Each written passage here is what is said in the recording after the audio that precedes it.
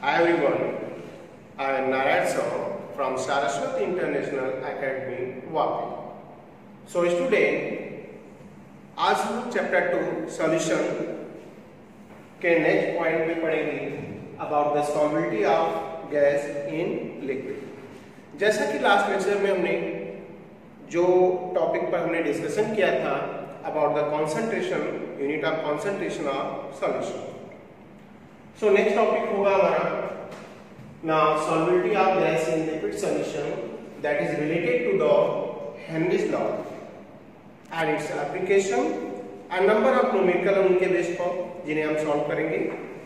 So first heading is solubility of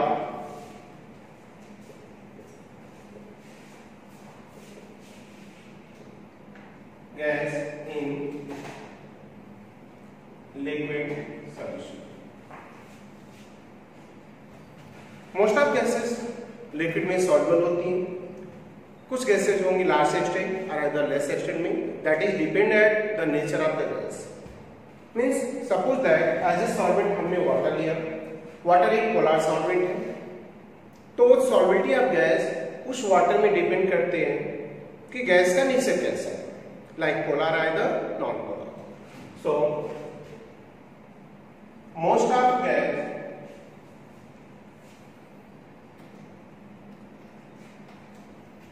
are soluble in water, like oxygen soluble in water in less extreme,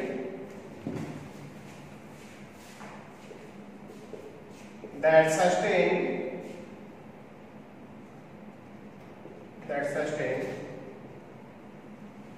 the life of all aquatic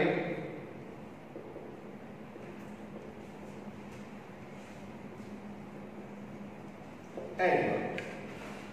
Now dissolved oxygen in water sustain the life of all aquatic animal। Means इतना amount में oxygen dissolve हो जाती है water में जिससे aquatic animal proper respiration and other activities fulfil करते अपनी perform करते हैं। आगे बात कर रहे हैं solubility of gas in liquid solution. So the specific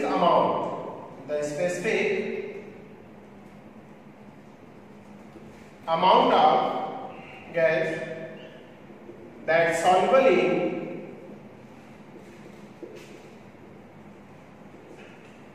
liquid, soluble in specific volume of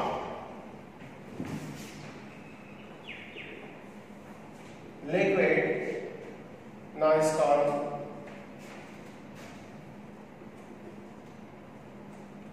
solubility of gas in liquid.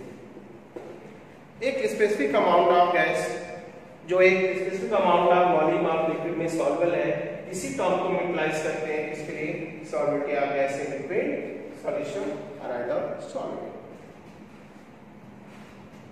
Now factor, अब हम लोग इसमें ये स्टडी करेंगे what kind of gases now soluble in water और either not soluble या may be solubility that is occurs in large extent or either less extent।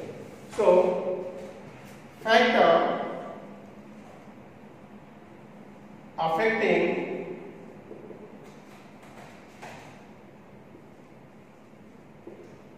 solubility of gas in liquid। अगर हम इस टर्म को देखें तो factor affecting the solubility of gas in liquid solution, तो इसमें first point आएगा now nature of gas। यहाँ पर गैस एक सॉलिड है और नेचर ऑफ गैस पर डिपेंड करेगा कि गैसें कितनी लार्ज या लेस एक्सटेंट में वाटर में सॉल्युबल है।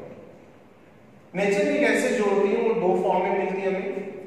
One is considered homoatomic and second is heteroatomic। Homoatomic gases like H2, O2, N2Cl2, and heteratomic like CO2, HCl, H2S, SO2. Now homoatomic gas is considered complete non-polar, but heteroatomic gases most of us consider polar in nature. But इसमें polarity dipole moment पे depend करेगी। तो बात करें CO2, एक non polar gas होते हुए भी इसका dipole moment, net dipole moment 0 है, फिर भी इसको हम कंसीडर करेंगे non polar. So mu 0 non polar है, जबकि यहाँ पर मैंने मेंशन किया है कि हेटेरोटॉमिक गैसेस पोलर के नेचर में आती हैं। नेक्स्ट पॉइंट बात करेंगे कि सॉल्वेंटी की। तो हम अगर इनको डिसॉल्व कर रहे हैं, जो सॉल्वेंट ले रहे हैं वो वाटर है। वाटर एक पोलर सॉल्वेंट है, दैट्स क्लियर है। Solvency of any kind of solid in liquid solution now take place or occurs according to rule like dissolve like rule। like dissolve like rule के according हम जाए तो that's clear है कि polar in polar and non polar in non polar. So homoatomic gases like H2O2, N2 and Cl2 now are non-polar in nature, so therefore now such kind of gas soluble in water in less extent, but now this gas soluble in more extent in organic solvent like alcohol, acetone, and other hand now heteroatomic gas that having polar nature, so soluble now more soluble in water, but now this gas more soluble in water but less soluble in alcohol. So solubility of gases in liquid solution take place according to like dissolve like। So student clear हो गया होगा मेरे हिसाब से points. So solubility now depend solubility of gas and liquid dependent nature of gas, homoatomic, heteroatomic। उसके बाद भी अगर हम इसको वेरीफाई करें तो एक गैस लिक्विड में डिसॉल्व होने का रेट उस गैस के खुद लिक्विफिकेशन पर डिपेंड करता है। और लिक्विफिकेशन के लिए एक पॉइंट आपको क्लियर कर दूं मैं स्टूडेंट की, पहले भी आपने स्टडी किया होगा स्टैंडर्ड 12 चैप्टर 5 की heading solubility of gas, sorry liquefaction of gas. तो वहां पर हम high pressure and low temperature apply करते हैं किसी गैस को लिक्विड में कन्वर्ट करने के लिए। तो हेटेरोटॉमिक गैसेस जैसे यहाँ पर मैं बता दूं कि hydrogen and chlorine, hydrogen chlorine hydrogen chloride gas में एक सिंगल बॉन्ड से अटैच है, but you know here electronegativity of chlorine is much more than the hydrogen, so therefore bond pair electron now strongly approaches by chlorine and chlorine gain partial negative charge and hydrogen gain partial positive charge. In such case now dipole attraction force, that is the type of van der Waals force now generated between two molecules of the polar gases like H plus and Cl minus। But in case of अगर हम observe करें होमोएटॉमिक, सो होमोएटॉमिक जैसे like hydrogen हमने as example आप दे दिया आपने, तो एक कंप्लीट नॉन पोलर है क्योंकि बोथ एटम की इलेक्ट्रोनेगेटिव सेम है, दैट्स क्लियर। बोथ बॉन्ड पे इलेक्ट्रॉन का होंगे सेंटर पर, इलेक्ट्रॉन डेंसिटी बोथ एटम के बीच में होगी, कोई भी एटम पार्शियल नेगेटिव या पार्शियल पॉजिटिव चार्ज एक्वायर नहीं करेगा।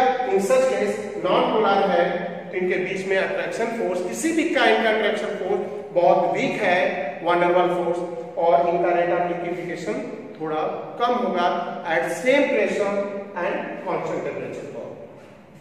सो दैट्स क्लियर है। इस पॉइंट ऑफ व्यू से भी हम बता सकते हैं कि heteroatomic gases now more soluble in water due to the polar in nature. A next factor that affect the solubility of gas in liquid solution is temperature। हम सेकंड फैक्टर की बात कर रहे हैं। पहले फैक्टर में हमने बता दिया नेचर ऑफ गैस पर डिपेंड करता है कि कोई गैस कितनी लार्ज या लेस सेक्शन में सॉल्युबल है। Now second factor that is temperature. अगर हम सेकंड फैक्टर की बात करें तो हमने टेम्परेचर को कंसीडर कर लिया आपको, और पहले के लिए हमने एक्सप्लेन कर दूं कि solubility of all gases in liquid any kind of liquid solution are solvent is exothermic in nature.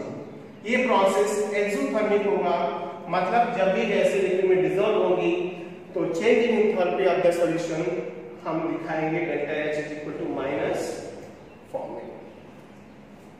So first statement जो इसमें बनता है, the solubility of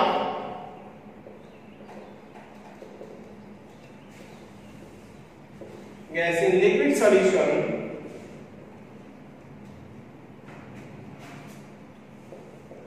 is a exothermic process। एक एक्सोथर्मिक प्रोसेस है। जब भी हम किसी गैस को लिक्विड डिसॉल्व करेंगे तो वहां से हीट एनर्जी रिलीज होगी। तो हमें पॉइंट क्लियर हो गया कि सॉल्वेबिलिटी लेवल टेंपरेचर में क्या चेंज आ रहा है। That's indicate now solubility of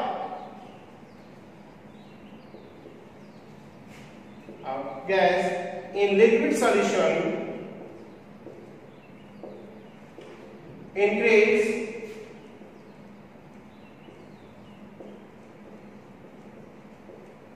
or decrease in temperature. इस पॉइंट से क्लियर हो गया कि किसी भी गैस की सॉल्वेबिलिटी लिक्विड में इंक्रीज होगी विद डिक्रीज इन टेम्परेचर, और इस पॉइंट को हम स्टडी कर सकते हैं according to Le Chatelier principle. Scientist Le Chatelier ने किसी भी रिएक्शन के फॉरवर्ड डायरेक्शन में जाने के लिए कंडीशन अप्लाई की है, और उन्होंने एक्सप्लेन किया, बताया गया है कि जब भी कोई रिएक्शन एक्सोथर्मिक हो तो उसको फॉरवर्ड डायरेक्शन में शिफ्ट करना है, मतलब मोर प्रोडक्ट बनाने हैं। दैट्स क्लियर है। उसके लिए लो टेम्परेचर एक फेवरेबल कंडीशन होगी। So now second factor of effect of temperature. Next factor बात करेंगे factor number third, and that is very very important, effect of pressure। अगर हम बात करें इफेक्ट ऑफ प्रेशर की, तो जस्ट अभी मैंने बताया नेचर ऑफ गैस में कि ये गैस लिक्विड में डिसॉल्व होती है, that is dependent now nature of gas, polarity or non-polarity, or either liquefaction। Gas को लिक्विड में कन्वर्ट करेंगे। कोई गैस जितना ज्यादा एक लिक्विड के कांटेक्ट में आने के बाद जितना आसानी से लिक्विड में कन्वर्ट होगी, वो गैस उतनी लार्ज एक्सटेंट में सॉल्युबल होती है। और किसी गैस को लिक्विड में कन्वर्ट करने का मीनिंग गैस को high pressure and low temperature हम प्रोवाइड करेंगे। सो दैट्स क्लियर। सारे स्टेटमेंट का मीनिंग क्लियर हो गया होगा आपको कि इफेक्ट ऑफ प्रेशर एक गैस की सॉल्वेबिलिटी को लिक्विड में कैसे अफेक्ट करता है। सो एक इंपॉर्टेंट पॉइंट है, फैक्टर में सबसे इंपॉर्टेंट फैक्टर है जहां से हमें और कुछ नए पॉइंट सीखने को मिलने वाले हैं। सो राइट करेंगे हम effect of pressure. So direct point पे आते हैं। The solubility of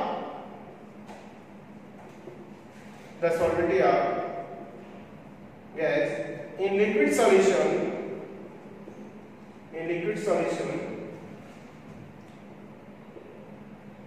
increase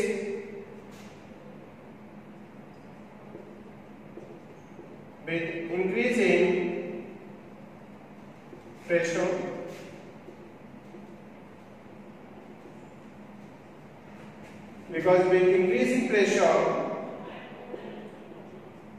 because with increasing pressure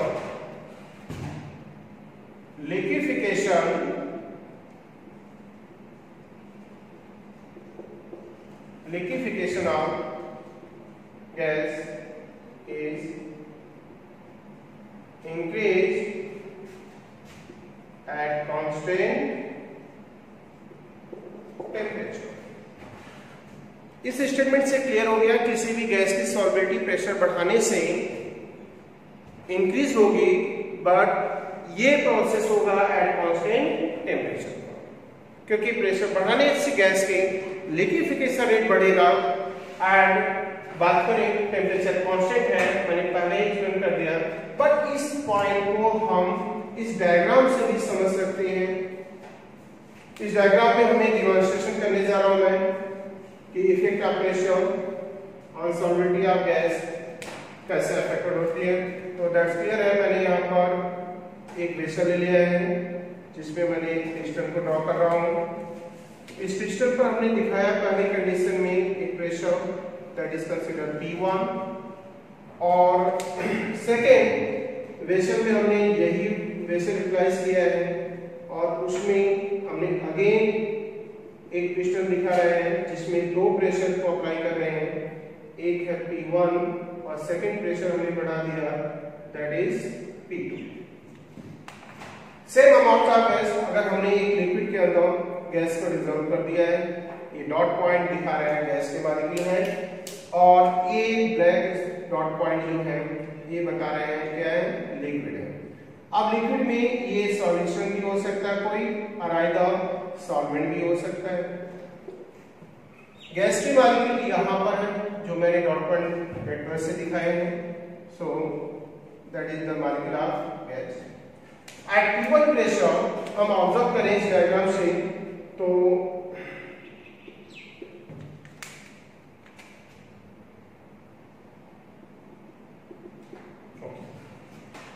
तो डायग्राम 1 को देखें अगर हम यहाँ पर, तो P1 प्रेशर पर गैस की मॉलिक्यूल लिक्विड के अपर पार्ट पे इन मोशन में है, घूम रहे हैं, रैंडम मोशन में है। And now some particle, some molecule of gas now present inside the liquid. But जब हमने प्रेशर P1 से इंक्रीज करके यहाँ पर P2 और प्रेशर बढ़ा दिया, तो as we know that according to gas law, now pressure is inversely proportional to volume. जैसे जैसे प्रेशर बढ़ेगा दैट्स क्लियर है उसका वॉल्यूम क्या होगा, रिड्यूस होगा। अगर हम प्रेशर बढ़ा रहे हैं वॉल्यूम रिड्यूस होगा, तो कंफर्म है ये गैस के पार्टिकल पर प्रेशर बढ़ रहा है, और प्रेशर इंक्रीज करने से सारी चेंज हम ला रहे हैं एट कांस्टेंट टेम्परेचर को, तो गैस का लिक्विफिकेशन होगा। एंड देन जैसे आप देख रहे हैं कि लार्ज एक्सटेंट में और अपर एबव द लिक्विड गैस के मोल्स बहुत लेस एक्सटेंट में, मॉलिक्यूल्स बहुत लेस एक्सटेंट में है, एंड देन यहाँ पर पार्टिकल लार्ज एक्सटेंट में है। सो दैट्स क्लियर है इस डायग्राम से, इस solubility of gas in liquid solution now increase with increasing pressure. इस इफेक्ट को साइंटिस्ट हेनरी ने बाय एक्सपेरिमेंट में प्रूव किया है, जिसको यहाँ पर हम पढ़ने वाले हैं, effect of pressure on solubility of gas in liquid solution.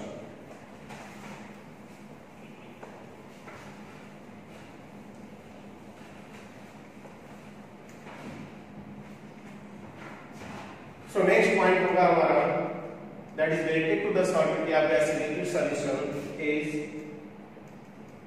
Henry's law। जैसे कि मैंने अभी जस्ट बताया कि solubility of gas in liquid solution are affected by three factors: first nature of gas, second temperature, and third is the effect of pressure। So effect of pressure में जो point study हमने किया वो constant temperature पर, तो scientist Henry ने भी ऐसे नंबर ऑफ एक्सपेरिमेंट परफॉर्म किए और उन्होंने सॉल्वेंट लिक्विड लेकर, सॉल्यूशन लिक्विड लेकर उसमें नंबर ऑफ गैसों के सेम मोल को डिसॉल्व किया एट कांस्टेंट टेम्परेचर पर, और उन्होंने ऑब्जर्व किया कि गैसों की सॉल्युबिलिटी सेम प्रेशर पर कांस्टेंट टेम्परेचर पर लिक्विड में डिफरेंट है। और आफ्टर ऑब्जर्वेशन उन्होंने एक्सप्लेन किया कि now solubility of gas in liquid solution now depend at the pressure of the gas that present upper layer, upper surface of the liquid, और इस solubility of gas and pressure जो उस gas पर apply किया जा रहा है या गैस के पार्टिकल खुद जनरेट कर रहे हैं, उनके बिटवीन एक क्वांटिटेटिव रिलेशन दिखाया। इस क्वांटिटेटिव रिलेशन को ही हम वर्ड देते हैं क्या, Henry's law। So as we know that now solubility of gas in liquid solution now increase with increase in pressure. इस पॉइंट ऑफ व्यू से जाएंगे, हम स्टडी करेंगे Henry's law. So according to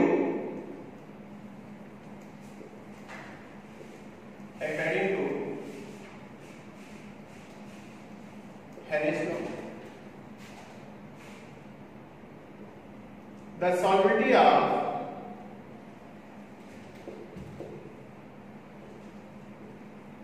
gas in liquid solution at constant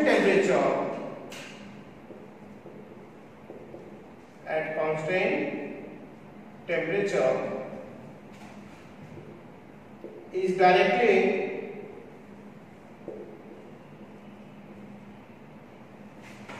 proportional to the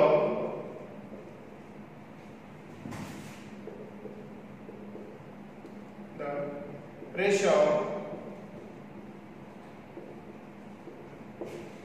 that present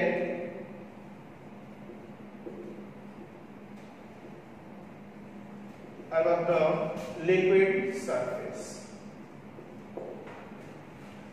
जो main point है Henry's law का मैंने write कर दिया है कि the solubility of gas in liquid solution at constant temperature is directly proportional to the pressure present above the liquid surface. Liquid के upper surface पर जो प्रेशर है उसी पर गैस की सॉल्युबिलिटी डिपेंड करेगी, और पहले ही बता दिया कि जितना ज्यादा प्रेशर होगा सॉल्युबिलिटी उतनी ज्यादा होगी। सो देन अगले पॉइंट से रिलेटेड हम एक्सप्लेन करने जा रहे हैं, जहां पर मेंशन किया गया है कि सॉल्युबिलिटी को अगर हम मोल फ्रैक्शन के टर्म में लेंगे, गैस की सॉल्युबिलिटी को लिक्विड में हम मोल फ्रैक्शन के टर्म में लेते हैं, तो then according to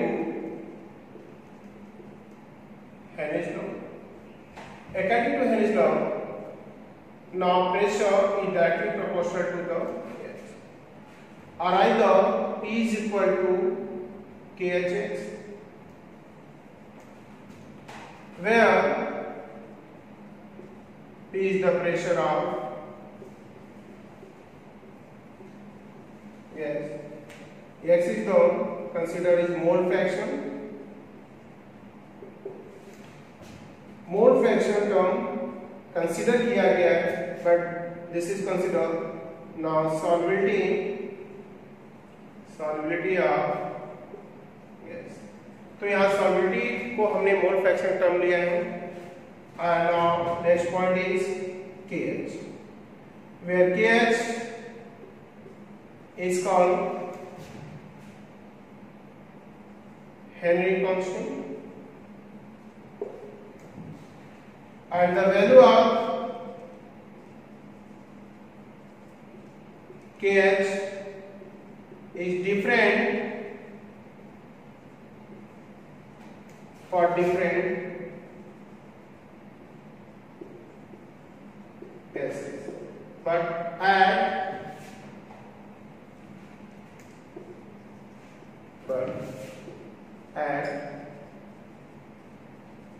constant temperature।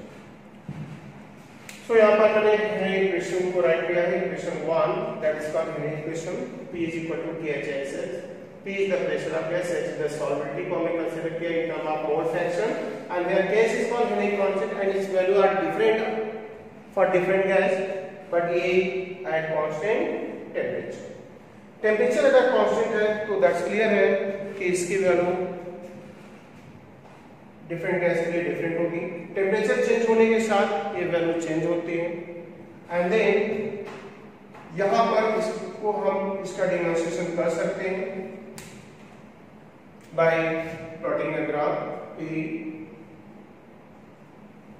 directly proportional to the solubility of gas।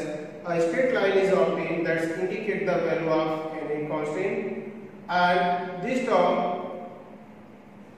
not change with change in temperature but remains same for a gas at constant temperature। And on this relation between pressure and solubility of gas also explained by scientists Dalton's के rules के according भी जाए तो किसी gas की solubility in liquid now depend at its partial pressure. So बहुत से point मैं समझा रहा हूं, उनको राइट नहीं कर रहा हूं यहाँ पे। सो दैट्स क्लियर है। ये हो गया आपका हेनिस लॉ एंड उसकी इक्वेशन हो गई।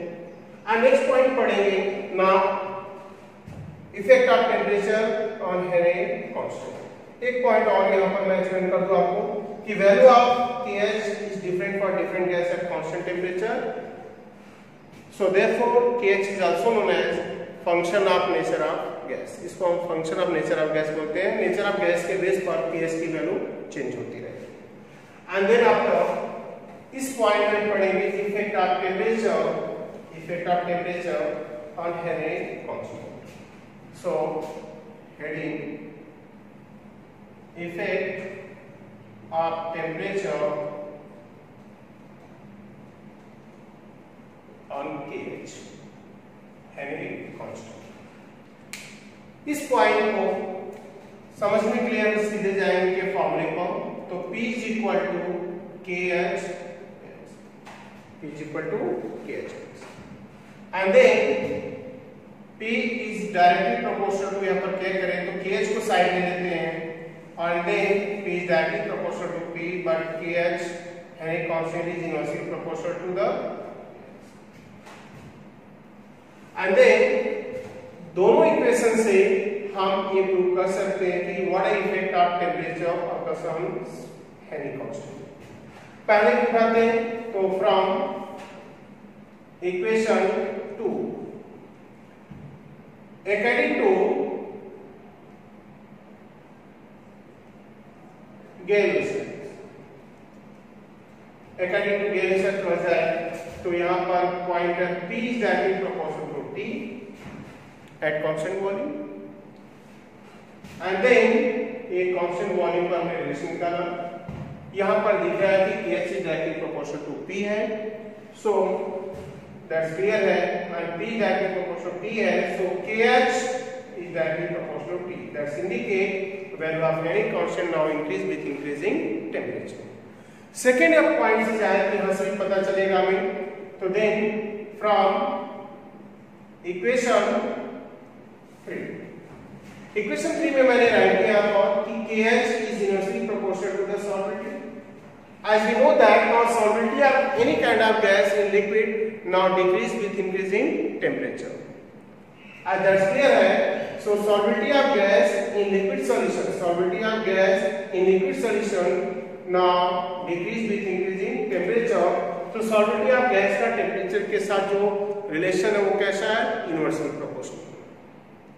So that's clear है कि X is inversely proportional to T है यहाँ पर, KH is also inversely proportional to X है, that's indicate now KH is directly proportional to T।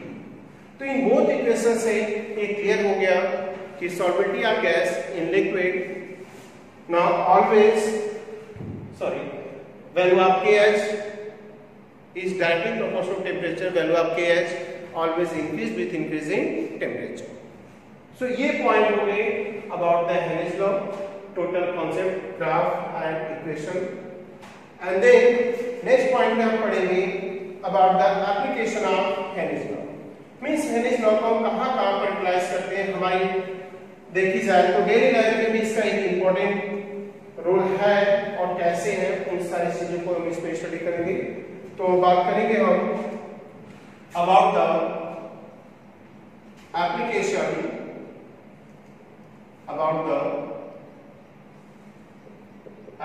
of Henry's law।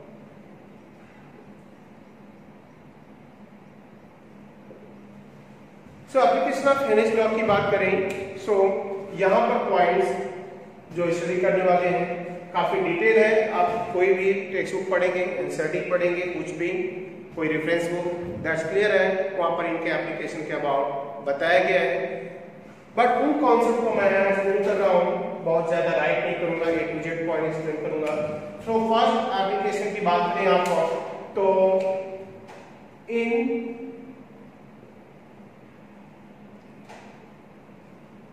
Respiration बात करें रेस्पिरेशन प्रोसेस की तो यहाँ पर भी Henry's लॉ एप्लीकेबल है। और कैसे एप्लीकेबल है उसके अबाउट डिस्कसिंग करेंगे।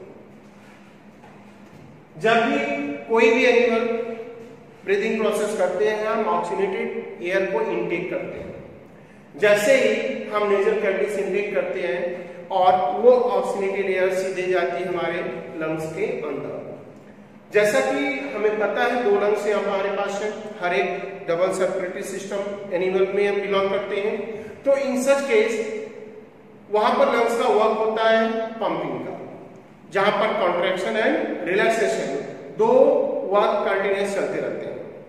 इस कॉन्ट्रैक्शन रिलैक्सेशन से ही प्रेशर जनरेट होता है, वो ऑक्सीनेटेड एयर हाई प्रेशर के साथ सीधे जाता है कहां पर, ब्लड में। तो solubility of oxygen in blood now occurs और फॉलो द हेनरीज लॉ, क्योंकि हमने जस्ट अभी पढ़ा कि P is directly proportional to the solubility of gas is directly proportional to its pressure.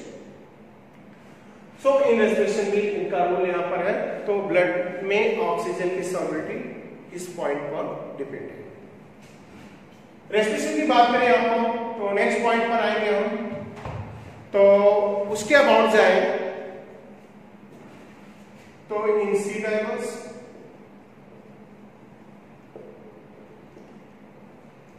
बात करें सी डायवर्स की तो दैट्स क्लियर है, साइंटिस्ट केमिस्ट रिसर्च के लिए जाते हैं, कुछ रिसर्च के लिए जाते हैं कहां पर, इनसाइड फर्स्ट वाटर रिवर में है, सी में है, अदर जगह।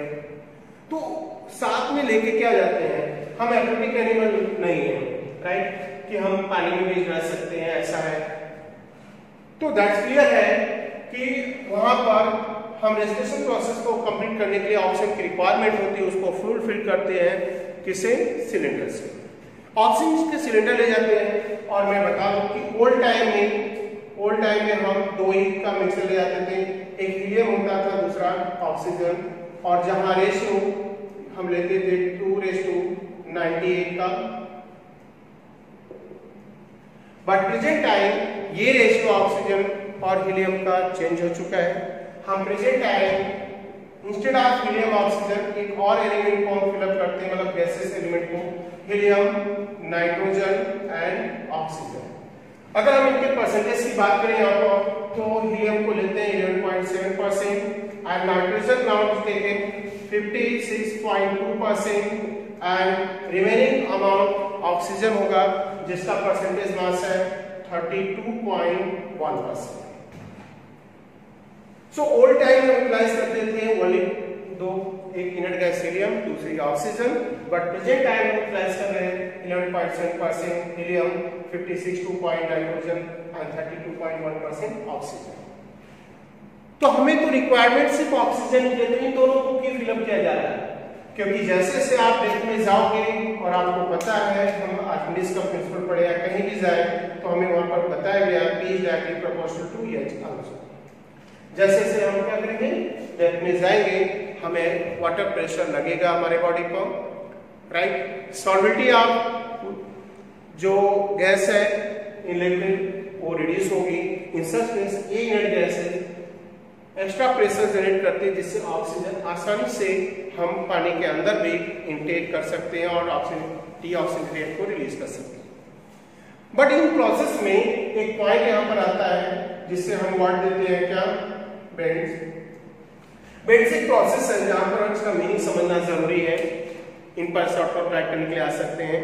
लाइक जब हम डेथ में जाते वाटर में दिन दैट टाइम ये नाइट्रोजन ऑक्सीजन के साथ हमारे ब्लड में मिक्स हो जाता है, लेकिन जब हम सरफेस पे आते हैं तो वहां पर प्रेशर कैसा होता है, डेथ में तो प्रेशर बहुत ज्यादा है, अपर सरफेस पे आते हैं प्रेशर रिड्यूस होता है, और प्रेशर रिड्यूस होने के बाद वो डिसॉल्व नाइट्रोजन प्रेशर रिलीज होने के बाद, डिक्रीज होने के बाद सरफेस पर बबल के फॉर्म में रिलीज होती है, और वो नाइट्रोजन जो बबल के फॉर्म में होती है, दैट्स क्लियर है, ये कहीं कहीं ऑक्सीजन की ट्रांसपोर्टेशन पावर को कहीं कहीं ब्लॉक करता है वेन्स में, जिसे वर्ड देते हैं हम क्या, वेन्स। नेक्स्ट एप्लीकेशन की बात करेंगे तो हम माउंटेनियर और क्लाइंबर की बात करेंगे, वहां पर भी हेनरीज लॉ एप्लीकेबल है। तो बात करते हैं क्लाइंबर्स। क्लाइंबर्स की बात करें तो जैसे से हम सरफेस पर एल्टीट्यूड पर जाते हैं तो प्रेशर रिड्यूस होता है, और ऑब्जर्व किया है आप लोग किए होंगे स्टूडेंट कहीं गए होंगे ऐसे माउंटेन पर, तो हमें हमारी ब्रीथिंग मतलब जो रेट होता है वो बढ़ जाता है। कभी सोचा इसके अबाउट? तो मैं आपको बता दूं कि जैसे जैसे हम एल्टीट्यूड पे जाते हैं प्रेशर रिड्यूस होता है, ऑक्सीजन की डेंसिटी कम होती है, and then that time oxygen की डेफिशिएंसी हो जाती है, और जिससे एनिमल में ब्रीथिंग प्रोसेस बढ़ जाता है, रेट ऑफ ब्रीथिंग बढ़ जाता है। और इस पॉइंट पर अगर देखे जाए तो वहां पर भी प्रेशर रिड्यूस होने से ऑक्सीजन गैस की सॉल्युबिलिटी और डेंसिटी वॉल्यूम कहीं कहीं रिड्यूस हो जाता है, सॉरी डेंसिटी रिड्यूस हो जाती है, तो उतने एक्सेस अमाउंट में ऑक्सीजन हमें नहीं मिल पाती जिससे प्रोसेस हमारा कंप्लीट हो रेस्पिरेशन का। तो दैट्स क्लियर है। ऐसे केस में जैसे जैसे हम एल्टीट्यूड पे जाते जाएंगे हमारी थिंकिंग पावर भी कहीं कहीं थोड़ी थोड़ी रिड्यूस होने लगती है, समटाइम्स ब्लीडिंग होती है नेजल कैविटी से, राइट। तो दैट्स क्लियर है। वहां पर इसका रीजन यही है कि एल्टीट्यूड पर एक्सटर्नल प्रेशर रिड्यूस हो रहा है बट अंदर का ब्लड प्रेशर बढ़ रहा है। जब अंदर से प्रेशर बढ़ेगा तो दैट्स क्लियर है कि ब्लीडिंग का रीजन यही है। सिंपल सा है, अगर हम एक सिंपल सा ये रबड़ का बॉल ले लिया हमने या पॉलीथीन ले लिया, इसके अंदर हमने फिलअप कर दिया क्या कोई गैस, और मैं बात करूं यहाँ पर या लिक्विड फिलअप कर दिया, लिक्विड फिलअप करके ऐसे ही सिमिलर है हमारी ब्लड वेन्स, अंदर ब्लड फ्लो हो रहा लिक्विड है। अगर बाहर से इसका प्रेशर हम अप्लाई करेंगे तो दैट्स क्लियर है कि ये ब्लड कहाँ जाएगा, यहाँ से ये डिस्पर्स होगा मतलब बाहर जाएगा और ये कॉन्ट्रैक्शन होगा, तो इस रीजन से ब्लीडिंग होती है एल्टीट्यूड को। एंड देन सिंपल सा इस मॉलिक्यूल पर हम प्रेशर देंगे तो ये क्या होगा, वॉल्यूम डिक्रीज होगा और लास्ट में बर्स्ट होकर लिक्विड रिलीज हो जाएगा। तो दैट्स क्लियर है। ये एप्लीकेशन ऑफ हेनिस लॉ है जो पहला रेस्पिरेशन में है, सी डायगोस, ग्लाइकोस, and next number 4 application now in preparation of soft drinks like soda water. तो सॉफ्ट ड्रिंक कोल्ड ड्रिंक्स के प्रिपरेशन में भी कहीं कहीं हेनिस लॉ एप्लीकेबल है। कैसे बोलते हैं कि कोल्ड ड्रिंक्स के अंदर हम फिलअप करते हैं CO2 और CO2 को उस कोल्ड ड्रिंक के बॉटल में मैक्सिमम क्वांटिटी CO2 की CO2 डिसॉल्व हो, इसके लिए हम हाई प्रेशर के साथ CO2 को बॉटल के अंदर सील कर देते हैं। सो सॉल्युबिलिटी मतलब preparation of soft drink soda water में CO2 की सॉल्युबिलिटी भी किसके अकॉर्डिंग होती है, according to Henry's law, according to Henry's law. So that's the number of application of Henry's law. Once again मैं repeat कर दूं। Now Henry's law is directly proportional to the solubility of gas, जैसे हमने mention कर दिया, and इसके application respiration process में है। Now C diagonals and then glycols and then soft drinks and soda water like different kind of cold drinks को prepare करने के लिए हम इनको यूटिलाइज करते हैं और हाई प्रेशर के साथ CO2 को हम बॉटल के अंदर सील करते हैं।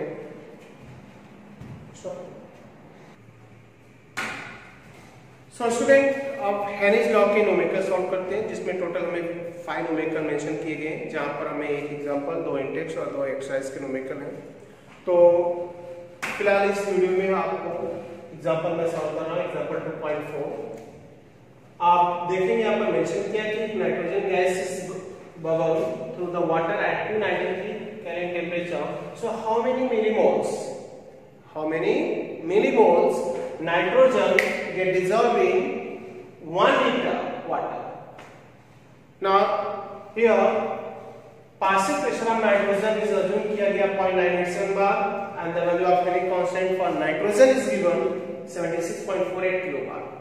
जैसा पहले ही मैंने लॉ में एक्सप्लेन कर दिया कि value of KH her gas के लिए क्या होती है, डिफरेंट होती है constant temperature, but now can be change with change in temperature.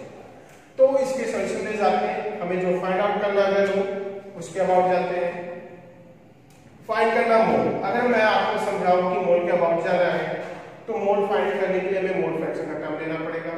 तो mole fraction of nitrogen is equal to mole of nitrogen upon mole of nitrogen plus mole of water. Gas के mole जो होते हैं liquid में बहुत less x में dissolve होते हैं, तो उसको हम नेगलेक्ट कर सकते हैं। तो मेंशन कर दिया मैंने कि if mole of N2 that soluble in water now present in very less extent in case of mole of water in compared to mole of water. So then mole fraction of nitrogen is equal to N2 upon N of water. So then mole of nitrogen is equal to mole of water into mole fraction of nitrogen.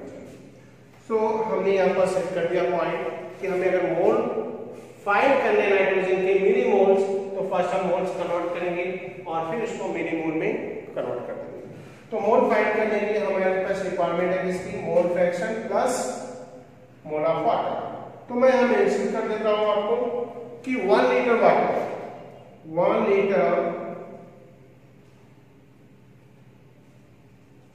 Litre water contain 55.55 mole of water।